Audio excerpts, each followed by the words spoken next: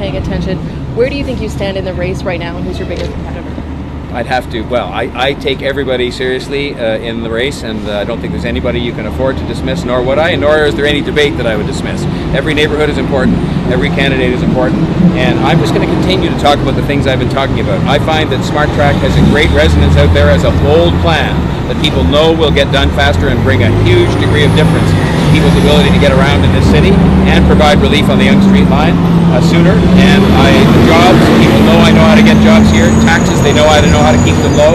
So I'm just going to carry on with my message, which has been well received so far, and campaign as if I was in fourth place, as opposed to, it doesn't really matter what place you're in. You just keep campaigning on the messages you bring. What do you think about? Most of the things that have been said about Smart Track of a negative nature have come from my opponents, and that's fine. I mean, but that's, you have to look at these things and where they come from.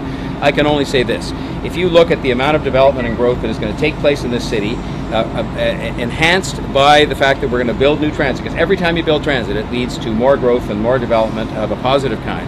And if you look at that history, and if you look at the fact that just last week at City Council, and I have some concerns about the magnitude, but just last week, 750 stories of new development was approved in one council meeting, then I have a great deal of faith in the future of this city, and that Smart Track is going to attract new development, which is going to produce the revenues needed to get this line built, and get it built in a timely fashion so we have relief in 7 years, not the 17 years promised by Ms. Chow. So I'm very optimistic about the mechanism, which has worked before elsewhere, lots of places, and it's going to work here, and we're going to get Smart Track built, and people are going to be using that as a way of getting around and connecting themselves to jobs.